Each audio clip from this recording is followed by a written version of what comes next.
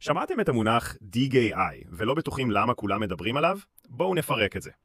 DGI, Dividend Growth Investing. זו אסטרטגיה שמתמקדת בחברות שמחלקות דיבידנדים, אבל לא רק. אלה חברות שמחזיקות במדיניות של להעלות את הדיבידנד שלהן כל שנה לאורך עשורים.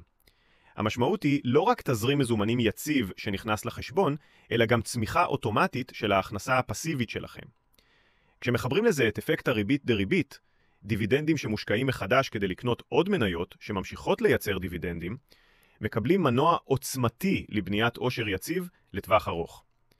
זו הסיבה שמשקיעים רבים רואים ב-DGI לא רק דרך להשקיע, אלא תוכנית פיננסית לפנסיה מוקדמת ולחופש כלכלי.